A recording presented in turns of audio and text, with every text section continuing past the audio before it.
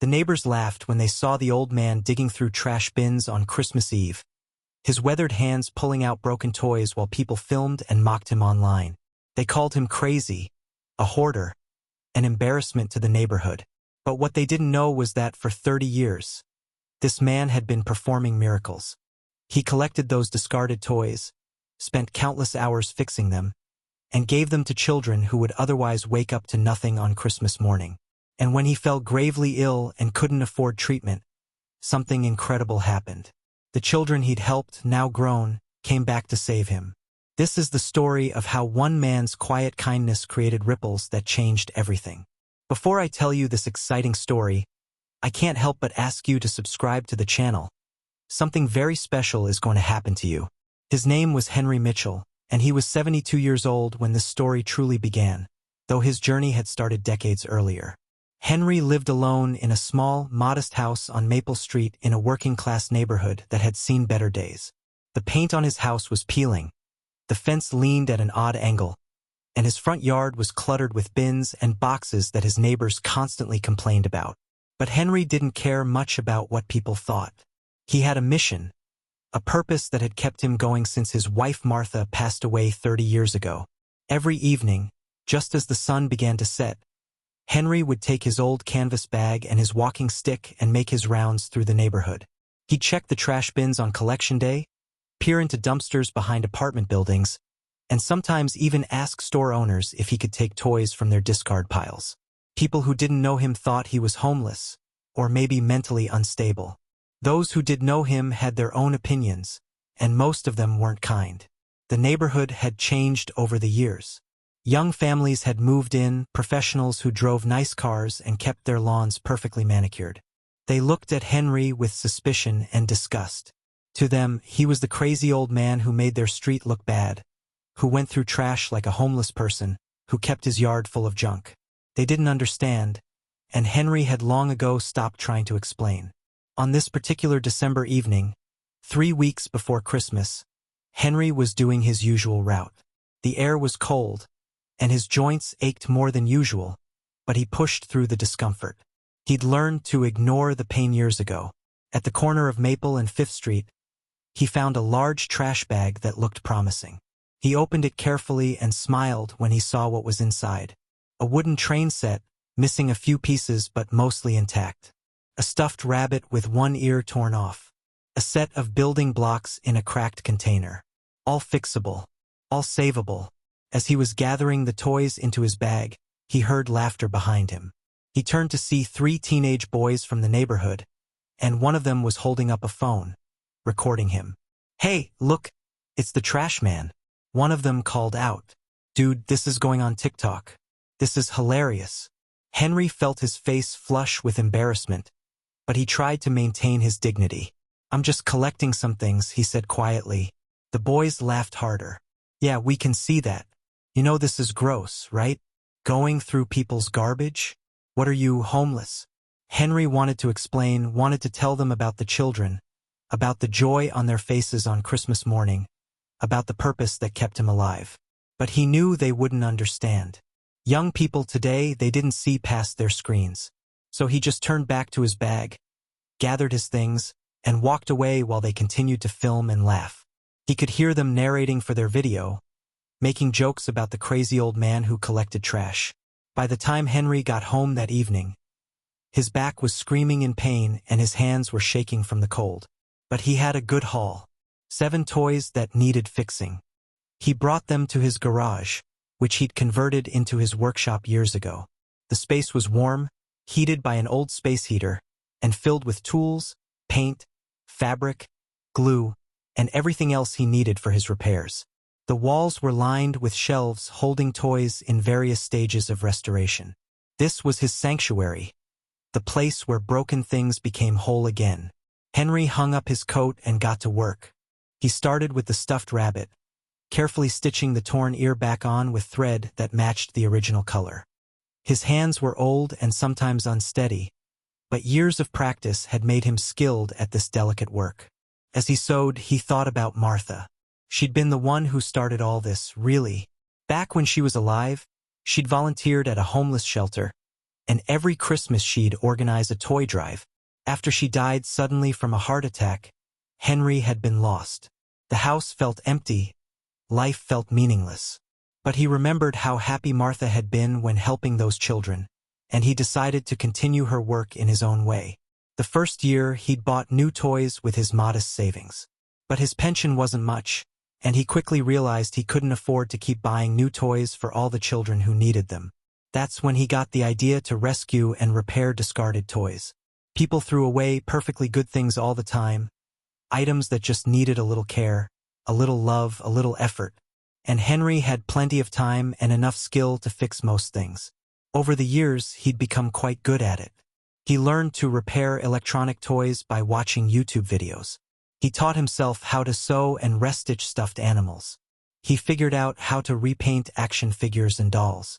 He collected spare parts from multiple broken toys to create working ones.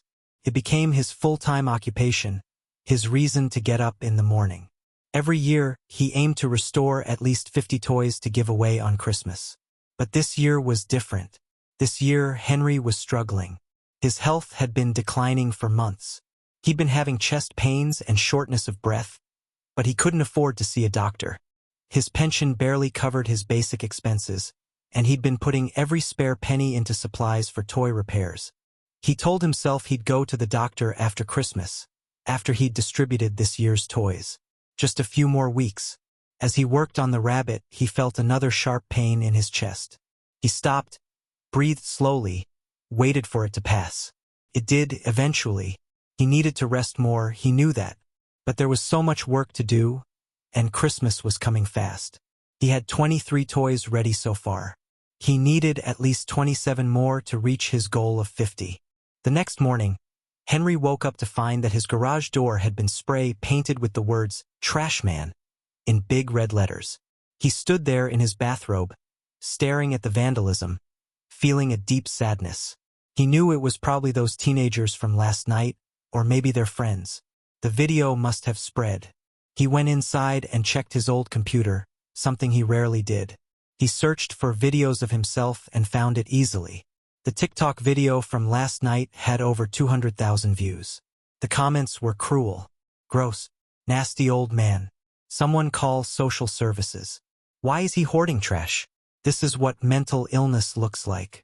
There were a few kind comments defending him, but they were drowned out by the mockery. Henry closed the laptop, feeling defeated. Maybe they were right. Maybe he was crazy. Maybe he should just stop. But then he thought about the children, about the single mothers who couldn't afford Christmas gifts, about the kids in the shelter who would have nothing under the tree. He couldn't stop. Not yet. He spent the rest of the day cleaning the spray paint off his garage door as best he could, though some of it remained, a ghostly reminder of the words. His neighbor, Mrs. Patterson, came out while he was scrubbing. She was one of the few people on the street who still spoke to him, though not always kindly. "Henry, you need to stop this," she said, arms crossed. "You're bringing down the property values. People are complaining. There's a neighborhood association meeting next week, and your name came up. They want you to clean up your yard and stop going through the trash." Henry paused his scrubbing and looked at her. "Mrs. Patterson, I'm not hurting anyone. I'm just trying to help some kids have a nice Christmas." She shook her head. "I know you think you're helping, but it's gotten out of hand. Look at this." She gestured at his yard with the bins of toys. "It looks like a junkyard. And now you're viral on the internet, making our whole neighborhood look bad. You need to stop or they're going to take action." Henry didn't ask what kind of action. He just went back to scrubbing. The days passed, and Henry's health continued to decline. The chest pains came more frequently. He was constantly tired. His appetite disappeared. But he kept working, kept repairing toys. He had 38 ready now. Just 12 more to go. He could make it. He had to make it. One evening, as he was walking his usual route, he stopped by a dumpster behind a department store. The manager there, a kind man named Tom, sometimes saved toys for him. "Tom, are you there?" Henry called out. Tom emerged from the back door. "Hey, Henry." "Yeah, I got some stuff for you. Hold on." He disappeared and came back with a large box. "After Christmas returns that were damaged." Can't resell them, but I figured you could use them. Henry's eyes lit up as he looked through the box. A remote control car with a broken antenna. A board game missing some pieces. A doll with tangled hair and a torn dress. A teddy bear, old and worn, with one eye missing and stuffing coming out of a seam. This is perfect, Tom. Thank you so much. Tom smiled, but there was concern in his eyes. Henry, you okay? You're looking pretty pale. I'm fine, just tired. Tom didn't look convinced. You should see a doctor, man. Seriously. I will after Christmas. Tom shook his head but didn't push further. Take care of yourself, Henry. Henry took the box home, his arms straining under the weight. That night, he started working on the teddy bear. There was something special about this one, something that drew him to it. It was old, probably from the 1970s based on the style. Well-loved, clearly someone's childhood companion. He wondered why it had been thrown away. As he repaired the seam and restuffed the bear, he found himself talking to it. You've got stories to tell, don't you? Someone loved you once. Maybe a kid will love you again. He replaced the missing eye with a button that matched closely enough. He brushed and cleaned the fur until it looked almost new. He added a small red ribbon around its neck. When he was done, he held the bear up and smiled. Perfect. This one would be special, he could feel it. He decided he'd keep this bear aside, give it to a child who really needed it. 2 days later, Henry collapsed. He was in his workshop, putting the finishing touches on a bicycle he'd rebuilt from parts, when the chest pain became unbearable. He tried to call out, but no sound came. He managed to reach for his phone and dial 911 before everything went black. He woke up in a hospital bed, confused and disoriented. A nurse was checking his vital signs. Mr. Mitchell, you're awake. Good. You gave us quite a scare. What happened? Henry managed to ask, his voice weak. You had a heart attack. A serious one. You're lucky someone found you when they did. Henry's mind raced. The toys. Christmas. He had to get back. How long have I been here? 2 days. The doctor will be in soon to discuss your condition. 2 days. Christmas was in less than 2 weeks. He had 12 toys left to finish. He tried to sit up, but the nurse gently pushed him back down. Mr. Mitchell, you need to rest. You're not going anywhere for a while. The doctor came in later and explained the situation. Henry had severe coronary artery disease. He needed surgery, possibly a bypass. Without it, another heart attack was likely, and the next one might be fatal. The surgery would cost over $100,000. Henry's insurance would cover some of it, but he'd still be responsible for at least $40,000. Henry felt sick and not from his heart. He didn't have $40,000. He didn't have $4,000. He had maybe $300 in his savings account. I can't afford that, he told the doctor. The doctor's expression was sympathetic but firm. Mr. Mitchell, this is life or death. We can work out a payment plan, apply for assistance programs. But you need this surgery. Can I think about it? Henry asked. The doctor sighed. You can think about it, but don't take too long. Every day you wait increases the risk. After the doctor left, Henry lay in his hospital bed, staring at the ceiling. He thought about Martha, about how she'd know what to do. He thought about the children who were waiting for Christmas morning. He thought about those 12 unfinished toys sitting in his workshop. A social worker came by later that afternoon. Mr. Mitchell, I'm Sarah Chin. I'm here to help you navigate your options. She sat down and went through various assistance programs, charity organizations, and payment plans. But the bottom line was clear. Even with all the help available, Henry would still owe at least $20,000. And that was money he simply didn't have. There's one more thing, Sarah said hesitantly. I looked into your situation, and I saw that viral video of you. The one where you're collecting toys from the trash. Henry felt his face flush with shame. Yes, that's me. Sarah's expression softened. Can I ask what you do with those toys? Henry hesitated, then decided there was no point in hiding it anymore. I fix them. I spend months repairing broken toys, and then I give them away to children who can't afford Christmas gifts. I've been doing it for 30 years. Sarah's eyes widened. 30 years? How many children have you helped? Henry had never really counted. I don't know. Maybe 1,500? 2,000? Sarah sat back, clearly moved. Mr. Mitchell, that's incredible. Have you ever told anyone about this? Henry shook his head. I don't do it for recognition. I do it because it's what my wife would have wanted. Because those kids deserve to have something special on Christmas morning. Sarah was quiet for a moment. Then she said something that would change everything. Mr. Mitchell, would you mind if I shared your story? The real story, not the mocking video. I think people would want to know the truth. Henry was uncomfortable with the idea, but what did he have to lose at this point? If you think it would help, go ahead. Sarah left, and Henry spent the next few days in the hospital, recovering from his heart attack but worrying constantly about the unfinished toys, about Christmas, about how he'd failed the children this year. He was released after 5 days with strict orders to rest, take his medications, and schedule the surgery as soon as possible. When he got home, his house felt empty and cold. He went to his workshop and looked at the 12 unfinished toys. He wanted to work on them, but he could barely stand without getting dizzy. He sat down in his old armchair and felt tears coming. For the first time in 30 years, he wasn't going to make his Christmas goal. The children would have to go without. He'd failed Martha. He'd failed everyone. But then something happened that Henry never could have predicted. Sarah Chen, the social worker, had written a long post on Facebook about Henry's story. She'd included details about his 30 years of service, about the thousands of children he'd helped, about his current medical crisis and his inability to afford surgery. She'd shared it in several local community groups. Within hours, the post had been shared thousands of times. Local news stations picked it up. By the next evening, Henry's story was on the 6 o'clock news. The reporter stood in front of Henry's house, talking about the man who'd been mocked online but who had actually been performing quiet acts of charity for 3 decades.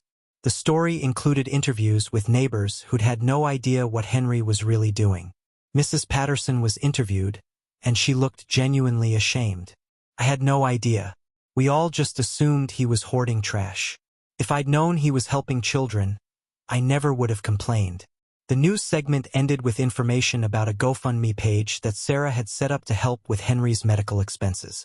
The goal was $40,000. Within 24 hours, it had raised $60,000. Within 48 hours, it was at $150,000. People from all over the country were donating, touched by Henry's story. Messages poured in. This man is a hero. We need more people like Henry Mitchell in the world. I'm crying reading this story. How can I help? But the most significant developments were yet to come. 3 days after the news story aired, Henry received a phone call. Mr. Mitchell? This is Dr. James Rodriguez. I'm a cardiac surgeon at Presbyterian Hospital. Henry was confused. I already have a surgeon assigned. Dr. Rodriguez chuckled. I know. I'm calling because I want to perform your surgery, free of charge. You see, Mr. Mitchell, I was one of your kids. Henry's breath caught. What? My family lived in the homeless shelter on Grant Street, Dr. Rodriguez explained, his voice thick with emotion. This was back in 1998. I was 7 years old. My mom was working 3 jobs trying to get us out of there, and Christmas was coming. I knew we wouldn't have presents. I'd accepted that. But then on Christmas morning, there was a pile of toys in the shelter's common room, and the volunteers said they were from someone who wanted to help. I got a race car set, red and blue cars with a whole track. I'd never had anything like that in my life. Henry felt tears streaming down his face. He remembered 1998. He remembered the Grant Street shelter. He'd delivered toys there every Christmas. I played with that race car set every single day, Dr. Rodriguez continued. Even after we moved out of the shelter, even after things got better, I kept those cars. They reminded me that someone out there cared, even when I felt like nobody did. That gift, Mr. Mitchell, it gave me hope. It made me feel like I mattered. And it inspired me to become a doctor, to help people the way that anonymous person helped me. And now I find out it was you. Dr. Rodriguez's voice broke. So yes, I'm going to perform your surgery. You saved my life in a way. Let me return the favor. Henry couldn't speak. He just nodded, forgetting the doctor couldn't see him through the phone, until he finally managed to whisper, "Thank you." The surgery was scheduled for the following week. But before that could happen, more children from Henry's past started coming forward. The news coverage had spread nationally, and people who'd received toys from Henry decades ago were reaching out, sharing their stories.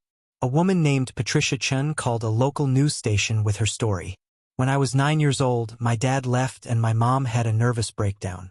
We spent 6 months in a shelter. I remember feeling so ashamed, so worthless. On Christmas, someone had left toys for all the kids. I got a stuffed rabbit with a pink dress. I slept with that rabbit every single night. It was the only thing that felt like mine, the only thing that made me feel safe. I still have it. I'm 34 now, and I still have that rabbit. Patricia had become a social worker herself, inspired by the kindness shown to her during that dark time. When she saw Henry's story, she'd immediately recognized his face from old shelter photos. She reached out to him directly. "Mr. Mitchell, because of you, I dedicated my life to helping others. Please let me help you now." She organized a volunteer team to finish Henry's remaining 12 toys and to help coordinate this year's Christmas distribution. Another person who came forward was Marcus Thompson, now a successful entrepreneur who'd started a toy company. Marcus had grown up in poverty, and when he was 10, he'd received a rebuilt bicycle from Henry. That bicycle represented freedom to Marcus. It was the first time he'd owned something valuable, something other kids had. It changed how he saw himself. Years later, when Marcus started his toy company, he'd named it Second Chances Toys as a tribute to whoever had given him that bicycle. When Marcus saw Henry's story on the news, he immediately made a substantial donation to the GoFundMe, then called Henry directly. "Mr. Mitchell, you gave me my first set of wheels. Now I want to give you something back." Marcus proposed a partnership. He wanted to work with Henry to create a nonprofit organization that would do what Henry had been doing, but on a much larger scale. "We'll collect used toys, refurbish them, and distribute them to children in need. But we'll do it properly with funding, volunteers, workspace. We'll call it Henry's Toy Workshop. What do you say?" Henry was overwhelmed. He'd spent 30 years working alone in his garage, and now suddenly there were doctors offering free surgery, volunteers finishing his toys, and successful businessmen wanting to turn his small operation into something much bigger. It was too much to process. More stories kept coming. A teacher who'd received a set of books from Henry when she was in foster care. A firefighter who'd gotten a toy fire truck that inspired his career choice. A mother of 3 who remembered the doll Henry had given her when her family had nothing, and who now made sure to donate toys every Christmas in honor of that gift. Each story was a thread in a tapestry Henry hadn't known he was weaving. He'd just been trying to honor Martha's memory, trying to bring a little joy to children who had so little. He'd never imagined the long-term impact his actions would have. The day before Henry's surgery, he had over 50 visitors at his house. Former recipients of his toys, local volunteers, news crews, and community members who wanted to thank him. Patricia and her team had finished the remaining 12 toys and had added 30 more that had been donated. They'd organized a pre-Christmas distribution at 3 local shelters. "Mr. Mitchell," Patricia said, "we'd like you to come to the distribution this weekend, after you've recovered from surgery. The kids should meet you. They should know who their Santa is." Henry shook his head. "I don't need recognition." "Yes, you do," Marcus interjected. "Not for your ego, but because these kids need to see that one person can make a difference. They need to see that kindness matters. And frankly, sir, you've spent 30 years in the shadows. It's time to step into the light." That evening, as Henry sat in his living room surrounded by people who cared about him, people whose lives he'd touched, he thought about Martha. He could almost feel her presence, could almost hear her saying, "See, Henry, you did good. You did so good." The teddy bear he'd repaired, the special one with the button eye and red ribbon, sat on the table beside him. He'd planned to give it to a special child, but he hadn't decided who yet. Something told him he'd know when the time came. The surgery went perfectly. Dr. Rodriguez was as skilled as his reputation suggested, and Henry came through with flying colors. The recovery would take time, but the prognosis was excellent. Henry would live and live well for many more years. As he recovered in his hospital room, the cards and flowers kept coming. Children sent him drawings. Adults sent letters sharing how his gifts had impacted their lives. A local elementary school class made him a giant card signed by every student. But the most touching moment came when a little girl, maybe 8 years old, showed up with her mother. The mother approached Henry's bedside tentatively. "Mr. Mitchell? My name is Angela Morrison. This is my daughter, Emma. We saw your story on the news. Emma wanted to meet you." The little girl stepped forward, holding something carefully in her arms. It was a teddy bear, old and worn, with one button eye and a faded red ribbon around its neck. Henry's heart stopped. That was his bear, the special one he'd repaired. "How do you have that?" he asked, his voice barely a whisper. Emma's mother explained. "We were at the shelter yesterday for the toy distribution. Emma had been so sad because we had to leave her old stuffed animal behind when we fled from her father. He was abusive and we left with just the clothes on our backs. Emma has been having nightmares ever since. But yesterday, she found this bear among the donated toys. She hasn't let go of it since." Emma held the bear tighter. "He makes me feel safe," she said softly, "like someone's watching over me." Henry felt tears running down his face. He remembered repairing that bear, remembered feeling like it was special, like it needed to find the right child. And it had. "That's wonderful, sweetheart," Henry managed to say. "I'm so glad you found him." Emma looked up at her mother, then back at Henry. "Mommy said you fix broken toys, that you make them whole again." Henry nodded. "That's right." Emma thought about this. "Were you broken too? Is that why you fix things?" The simple wisdom of the question struck Henry deeply. He thought about losing Martha, about the years of grief and loneliness, about how repairing toys had given him purpose when he had none. "Yes, Emma. I think I was broken, and fixing things helped fix me too." Emma smiled and did something unexpected.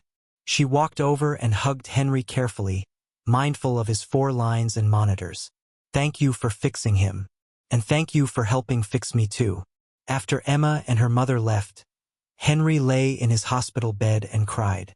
These weren't tears of sadness, but of profound joy and gratitude. His life had meant something.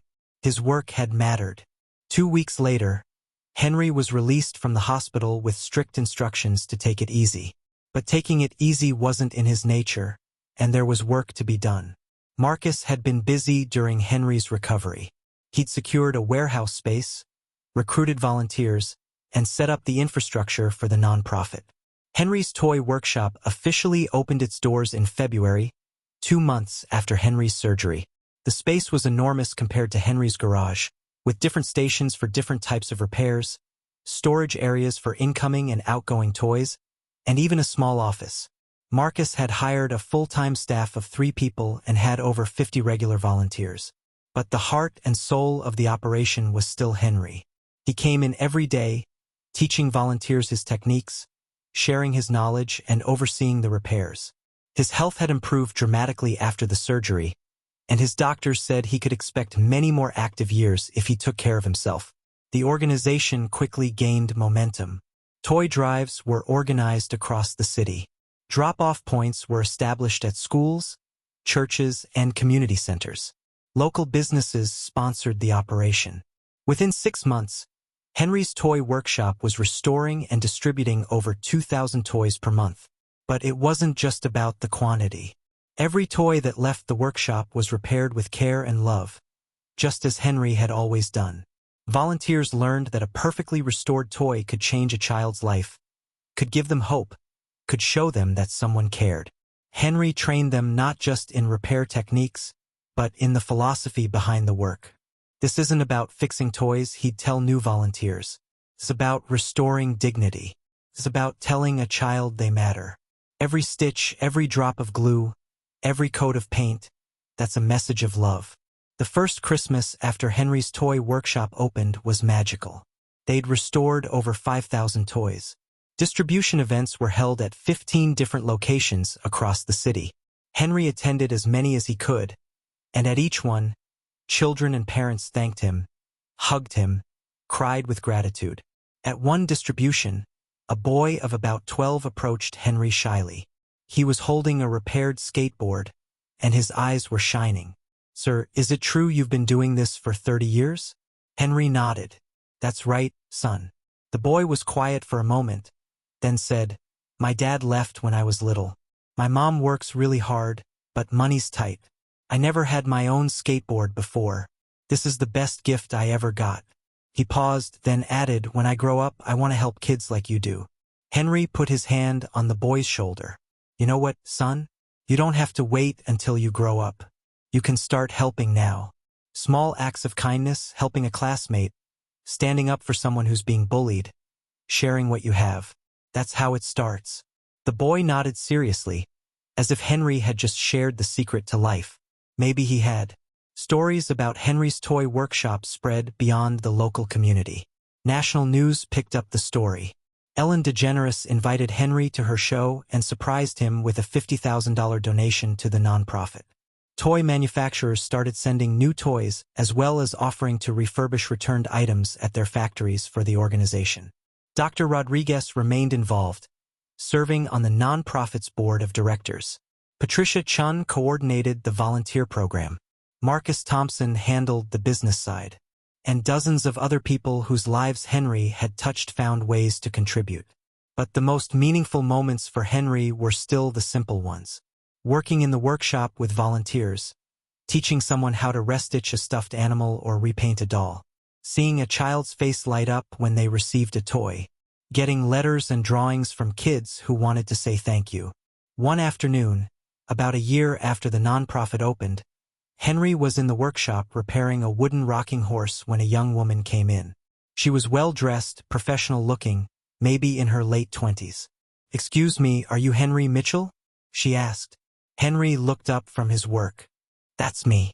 Can I help you?" The woman's eyes filled with tears. "Mr. Mitchell, my name is Rebecca Lawson. You don't know me, but you changed my life." She opened her purse and pulled out a small, worn stuffed rabbit with a pink dress. "This was mine. You gave it to me when I was 9 years old and living in a shelter with my mom." Henry remembered Patricia Chen's story about a rabbit. Are you Patricia's sister?" "No," Rebecca laughed through her tears. "But I heard Patricia's story on the news, and it made me realize there were probably hundreds of us out there. Kids whose lives you touched. So I started a Facebook group called Henry's Kids. We're people who received toys from you over the years. We share our stories. We organize fundraisers for the nonprofit, and we try to pay forward the kindness you showed us." "How many members do you have?"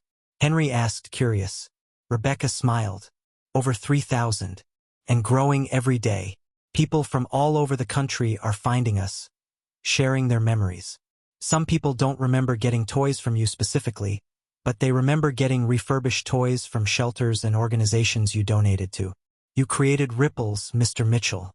Ripples that spread further than you ever knew." Henry had to sit down. 3,000 people. 3,000 lives he'd touched. It was incomprehensible. Rebecca wasn't finished. "Mr. Mitchell, we want to do something special for you. We've been planning it for months. This weekend, we're organizing a gathering. Henry's kids from all over the country are coming. We've rented out a park pavilion. We're calling it the Reunion. We want you to come and meet some of the people whose lives you changed. We want you to see what you've built." Saturday arrived sunny and warm. Patricia picked Henry up and drove him to the park. As they approached, Henry could see hundreds of people gathered. Balloons, banners, tables full of food, and toys. So many toys. Some people had brought the original toys they'd received from Henry, kept all these years. As Henry got out of the car, someone shouted, "He's here!" The crowd erupted in applause. Henry felt overwhelmed, but Patricia gently guided him toward the pavilion. One by one, people came up to share their stories. A police officer who'd received a toy police car at age 7, a nurse who'd gotten a doctor's kit, a teacher with the set of books, a mechanic with a toy tool set, an artist with a paint set. Each one had a story about how Henry's gift had come at a crucial moment, had given them hope, had inspired their futures. But there were also people who hadn't become successful professionals. There was a single mother who'd received toys as a child and was now making sure her own children had Christmas. A janitor who volunteered at the nonprofit every weekend. A a teenager who just aged out of foster care, and said the toy truck Henry had given him 10 years ago was the only possession he'd kept through all his moves. "You're all here," Henry said, his voice breaking. "Because of what you did for us," they responded. The celebration lasted hours. There was music, food, laughter, and many tears. Children played with toys that had been restored by the nonprofit. Adults shared memories. New friendships were formed between people who'd been helped by Henry in different years, different places, but connected by his kindness. As the sun began to set, Marcus called everyone together for a special announcement. "Mr. Mitchell, we have one more surprise for you. Thanks to donations from everyone here, from local businesses, and from a matching grant from a national foundation, we've raised enough money to expand Henry's toy workshop to 5 more cities." The crowd cheered. Marcus continued, "By this time next year, there will be Henry's toy workshops in Los Angeles, Chicago, Houston, Phoenix, and Philadelphia. Each one will operate on your model, restoring toys and distributing them to children in need. We estimate we'll be able to help 50,000 children annually." Henry was speechless. What had started in his garage with a broken doll and a memory of his late wife had become something he could never have imagined. He looked out at the crowd, at these people whose lives had intersected with his, and he finally understood the true power of kindness. It multiplied, it spread. It created cascades of goodness that touched lives in ways you could never predict. As the event wound down and people started to leave, Emma, the little girl who'd received the special teddy bear, came up with her mother. "Mr. Mitchell, Emma wanted to give you something." Emma held out a drawing she'd made. It showed a man with white hair surrounded by children and toys. At the top, in crayon, it said, "My hero." Henry took the drawing with trembling hands. "This is beautiful, Emma. Thank you." Emma hugged his legs. "You make broken things better. You're magic." Henry knelt down, ignoring the protest from his knees. "I'm not magic, sweetheart. I'm just someone who cares. And you know what? You can do magic too. Every time you're kind to someone, every time you help someone who's sad, you're doing the same thing I do. You're making broken things better." Emma's eyes widened as if Henry had just revealed the secret of the universe. "I can do magic too? Absolutely. We all can. It's the best kind of magic because it's real." Emma ran back to her mother, chattering excitedly about how she was going to do magic by being kind. Angela, Emma's mother, approached Henry with tears in her eyes. "Thank you. For everything. For the bear. For this event. For showing Emma that there's still good in the world. After what we've been through, she needed to see that." Henry stood up slowly. "How are you both doing? Are you safe now?" "We are. We got into a domestic violence shelter, and they helped me get a restraining order. I found a job and we're in transitional housing now. It's small, but it's ours and it's safe. That's all that matters." "That's wonderful. And Emma seems to be doing better." "She is. That bear you fixed, she sleeps with it every night. She talks to it when she's scared. It's helped her more than any therapist could. You gave her something to hold on to when everything else was falling apart." Angela pulled an envelope from her purse. "I don't have much, but I want to donate to your workshop. It's not a lot, just $50, but I want to help other kids the way you helped Emma." Henry tried to refuse. "You don't need to do that. You need that money." "Please," Angela insisted. "I need to do this. I need Emma to see that even when we don't have much, we can still give. That's an important lesson." Henry accepted the envelope, understanding that this wasn't about the money. It was about dignity, about agency, about being able to help rather than just receive help. "Thank you, Angela. This means more than you know." As the last of the attendees left and volunteers cleaned up the pavilion, Henry sat on a bench with Patricia, Marcus, and Dr. Rodriguez. The 4 of them had become close over the past year, united by their shared mission. So Marcus said, "What did you think?" Henry was quiet for a long moment. "I spent 30 years thinking I was just fixing toys in my garage. I never realized I was fixing lives." "You were doing both," Dr. Rodriguez said. "Every child who received one of your toys received a message that they mattered, that someone cared enough to put time and effort into making something special for them. In many cases, that message changed the trajectory of their entire life. Patricia added, and now, with the nonprofit, you're not just fixing lives one at a time. You're creating a movement. Those 5 new workshops opening next year, they'll help thousands of kids. And those kids will grow up and help others, and the cycle continues. Henry looked at the 3 of them, these remarkable people who'd come from difficult beginnings to achieve so much. And you're sure this will work? Expanding to other cities? Marcus nodded confidently. We've already identified workshop spaces in all 5 cities. We've got local volunteers ready to train. We've established partnerships with shelters, schools, and community organizations in each location. The model you created, it's scalable. Dr. Rodriguez added, and I've been talking with other doctors in my network. We're putting together a medical advisory board for the nonprofit. We want to make sure volunteers who work with the toys know about safety standards, choking hazards, things like that. But we're also exploring how toy therapy can be used in children's hospitals. Your work has medical applications you probably never considered. Henry shook his head in wonder. Martha would have loved this. She would have been so proud. She is proud, Patricia said softly. I'm sure of it. The months that followed were a whirlwind of activity. Henry traveled to each of the 5 new cities to help set up the workshops and train the initial volunteers. In each city, he shared his philosophy. Every toy has a story. When we repair it, we're honoring that story and creating a new chapter. The child who receives this toy will remember it for the rest of their life. Make sure it's something worth remembering. The volunteers in each city took the mission seriously. They weren't just learning repair techniques. They were learning to see each toy as a vessel of hope. In Los Angeles, Henry met a volunteer named Marcus, coincidentally sharing a name with his friend and business partner. This Marcus was a former gang member who'd turned his life around. Mr. Mitchell, I never had toys growing up. My childhood was about survival. But I see what you're doing here, and I get it. You're giving kids something I never had, a reason to believe life can be good. I want to be part of that. In Chicago, a retired teacher named Dorothy became the workshop coordinator. She'd been teaching for 40 years and understood the impact of kindness on young minds. Mr. Mitchell, she said, I spent my career teaching children to read and write. But you've taught me something just as important. You've shown me that love has a practical application, that caring for others isn't just a feeling, it's an action. In Houston, a group of college students made the workshop their service learning project.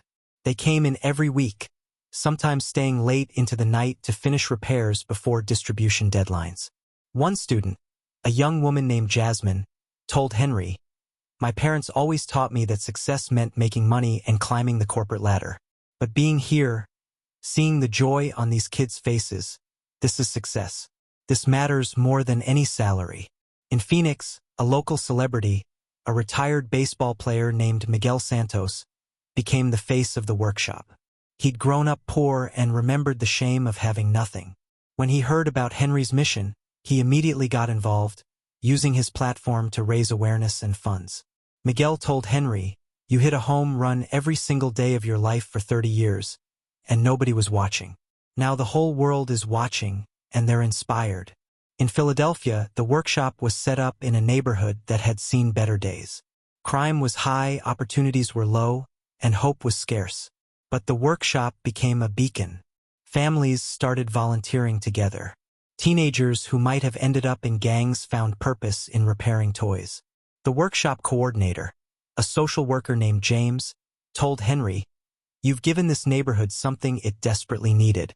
Not just toys for the kids, but a reason for the whole community to come together and work toward something positive. By the end of the first year of expansion, the 6 workshops combined had restored and distributed over 75,000 toys. But the impact went beyond numbers. Communities were changing. Children who received toys were performing better in school, showing improved self-esteem, and demonstrating more prosocial behavior. Volunteers reported feeling more connected to their communities and more optimistic about the future. Researchers from universities started studying the Henry's Toy Workshop model. One study found that children who received restored toys showed measurable improvements in emotional well-being compared to children who received new toys or no toys at all. The researchers theorized that the knowledge that someone had spent time and effort specifically for them had a profound psychological impact. These children feel seen and valued, the lead researcher explained to Henry during a visit to the original workshop. In a world where so many children feel invisible, especially children in poverty, your toys tell them they matter. That's incredibly powerful. Henry was invited to speak at conferences about nonprofit management, child welfare, and community development. He was uncomfortable with public speaking at first, but Marcus encouraged him. Your story needs to be told. Not for your ego, but because it inspires others to action. At one conference, after Henry had shared his story, a woman in the audience stood up during the Q&A session. Mr. Mitchell, I'm a child psychologist, and I work with traumatized children. What you've described, the act of repairing something broken and making it whole again, that's incredibly therapeutic symbolism. Have you considered that these children might identify with the toys? That they might see their own brokenness reflected in a damaged toy, and your act of restoration might give them hope that they too can be restored? Henry had never thought about it in those terms, but it made sense. I just wanted to give them something nice. But if it helps them in other ways too, that's even better. The psychologist nodded. Mr. Mitchell, I think what you've stumbled upon is a form of therapy. You're not just giving children toys. You're giving them a metaphor for resilience, for the possibility of healing, for the idea that broken things can be made whole again. That's profound. After the conference, several psychologists and therapists reached out to collaborate. A program was developed where children in therapy could come to the workshop and help repair toys under supervision. The act of fixing something broken helped them process their own trauma. One therapist reported, "We had a girl who'd been severely abused and wouldn't speak. We brought her to the workshop, and she spent an hour carefully sewing a stuffed animal's torn seam. When she was done, she held up the animal and said her first words in months. I fixed it. The breakthrough was remarkable." Meanwhile, the original workshop continued to thrive. Henry spent most of his time there, teaching, supervising, and occasionally just sitting and watching the magic happen. He'd made friends with many of the regular volunteers, people from all walks of life united by a common purpose. There was Margaret, a retired nurse who specialized in repairing dolls and stuffed animals. She'd lost her own daughter years ago and found healing in helping other children. There was Tony, a mechanic who could fix any electronic or mechanical toy. He'd been unemployed and depressed when he started volunteering, but the work had given him purpose and eventually led to a new job. There was Sophie, a college student studying engineering who used her skills to create innovative repair solutions. She'd told Henry that volunteering at the workshop had helped her decide to focus her engineering career on developing affordable products for underserved communities. One winter day, almost 2 years after Henry's heart attack, he received a letter that made him cry. It was from Emma, the little girl who'd received the teddy bear. She was 9 now, and her mother had helped her write. Dear Mr. Mitchell, I wanted to tell you that me and my mom are doing really good now. We have our own apartment and I have my own room. I still sleep with the bear you fixed every night. His name is Hope. I named him that because that's what you gave me. Hope. I'm doing good in school and I have friends. My teacher says I'm kind to everyone and that makes me special. I told her I learned from you. My mom says when I'm older I can volunteer at the toy workshop. Can't wait. I want to make kids feel the way you made me feel. I want to fix broken things and make them better. Thank you for everything. Love, Emma. P.S. My mom says we're not poor anymore, but we're not rich either. We're just right. And that's because of people like you who helped us when we needed it. Henry read the letter 3 times, then carefully filed it with the hundreds of other letters he'd received over the past 2 years. Each one was a treasure, a reminder of why the work mattered. That evening, as he was closing up the workshop, Marcus came by with news. Henry, I just got off the phone with a foundation. They want to fund 20 more workshops across the country. 20 more. We'd be in almost every major city. This would be huge. Henry felt a wave of emotion. Martha, can you see this? Look what we started. Marcus put his hand on Henry's shoulder. This isn't the end, you know. This is just the beginning. In 10 years, there could be a Henry's Toy Workshop in every state. In 20 years, this could be international. Your simple act of kindness, repeated over and over, has created something that could change the world. Henry thought about the teenage boys who'd filmed him and mocked him, about the neighbors who'd complained, about the spray paint on his garage door. He thought about how close he'd come to giving up, to accepting that he was just a crazy old man collecting trash. But he'd kept going, kept fixing, kept caring. And look what had happened. That night, Henry had a dream. He was in his workshop, and Martha was there, young and healthy and smiling. "You did good, Henry," she said. "You took your grief and turned it into grace. You took your pain and turned it into purpose. I'm so proud of you." In the dream, Henry wanted to tell her that he'd done it all for her, to honor her memory. But before he could speak, she touched his hand. "I know, Henry. I know. And now you need to know something. This work, it wasn't just about me. It was about you too. You were broken when I died. And just like you fixed all those toys, this work fixed you. You made yourself whole again by making broken things whole." When Henry woke up, his pillow was wet with tears, but he was smiling. The expansion continued. By the third year, there were 35 Henry's toy workshops across the United States. By the fifth year, there were 60. International interest grew, and workshops opened in Canada, the United Kingdom, and Australia. The model was adapted for different cultures and contexts, but the core philosophy remained the same. Every child deserves to feel valued. Every broken thing deserves a chance to be whole again. Henry, now in his late 70s, had become something of a celebrity. He'd been featured in documentaries, written about in major publications, and even had a children's book written about his life. But fame hadn't changed him. He still lived in his modest house on Maple Street. He still wore simple clothes and drove his old truck. He still spent most of his time at the workshop, teaching volunteers and repairing toys. One day, a film crew came to document a typical day at the original workshop. They followed Henry as he worked on a wooden train set, carefully sanding and repainting each piece. "Why do you still do this hands-on work?" the interviewer asked. "You have hundreds of volunteers now. You could just oversee operations." Henry looked up from his work, sawdust in his white hair. "Because this is where I belong. This is where the magic happens. Every toy I repair, I think about the child who will receive it. I imagine their face lighting up.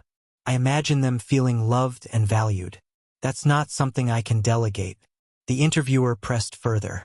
"Do you ever think about those people who mocked you? The ones who called you crazy and filmed you going through trash? What would you say to them now?" Henry was quiet for a moment, considering. "I'd say thank you. If they hadn't posted that video, if my story hadn't gone viral for the wrong reasons first, none of this might have happened. Sometimes the worst moments in our lives lead to the best outcomes. I was humiliated, yes, but that humiliation led to revelation. It led to connection. It led to this." He gestured around the workshop, where dozens of volunteers were busy restoring toys. "So no, I don't hold any grudges.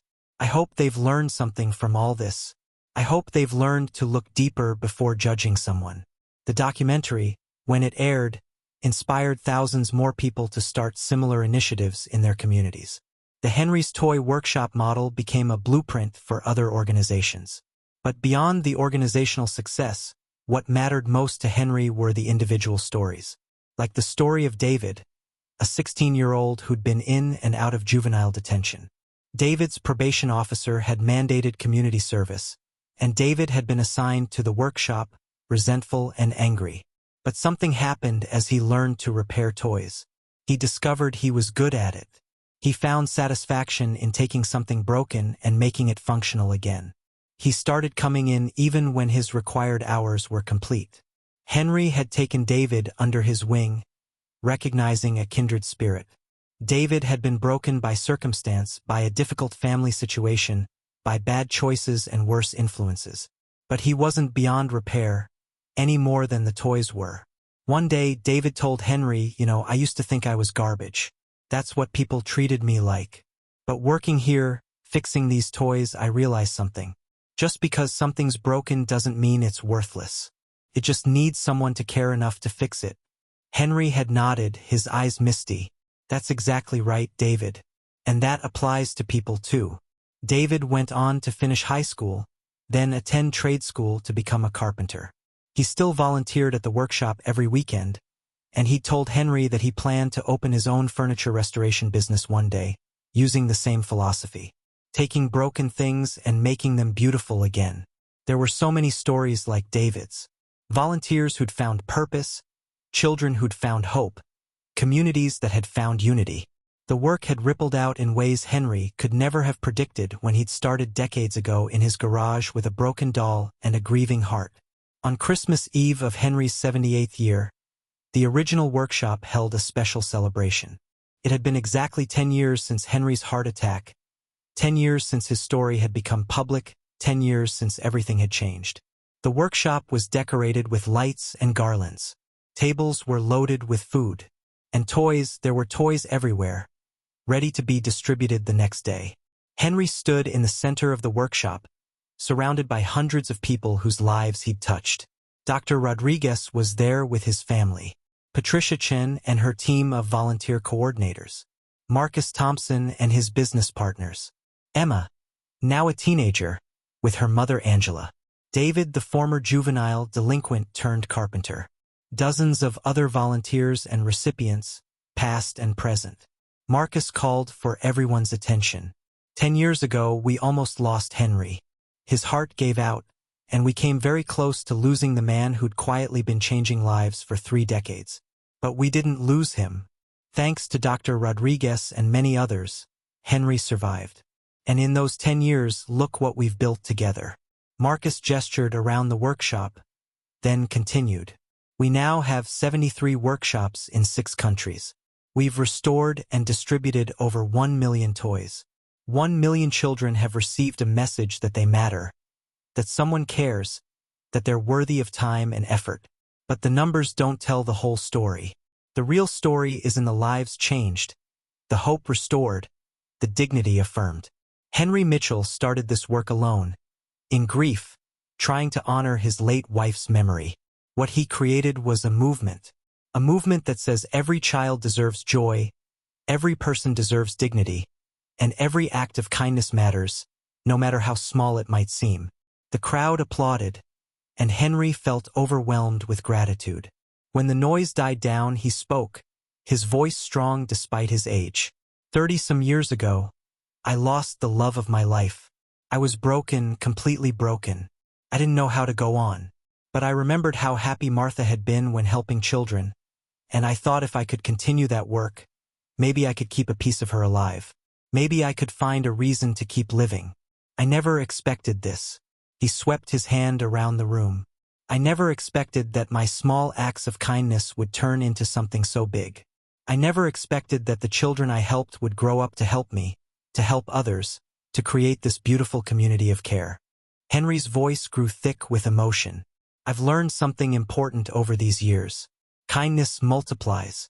When you help someone, you're not just helping that one person. You're creating ripples that spread out and touch lives you'll never know about. Every toy I repaired, every child who received it, they went on to touch other lives. And those people touched more lives. And on and on. That's the real magic. Not that I fixed toys, but that fixing toys created a chain reaction of goodness. He paused, wiping his eyes. So thank you, all of you, for being part of this, for continuing Martha's work, for showing me that one person can make a difference, but a community of people working together can change the world. As the celebration continued, Henry found a quiet corner and sat down, watching the joy and camaraderie around him. Emma came and sat beside him, still clutching the teddy bear even though she was now 14. You still have hope, Henry observed with a smile. Always, Emma replied. He reminds me of where I came from and how far I've come. Mr. Mitchell, can I tell you something? Of course. I've decided what I want to do with my life. I'm going to be a social worker like Ms. Chun. I want to help families like mine, families who are running from danger, who need hope. And I want to volunteer here forever. When I have kids someday, I'm going to bring them here to volunteer too. This place, what you created, it's going to be part of my family's story forever. Henry felt his heart swell. Emma, that's the best gift you could give me. Not just that you want to help others, but that you understand the importance of passing it on. That's how good things grow. When the celebration ended and everyone had gone home, Henry walked through the quiet workshop one last time before locking up.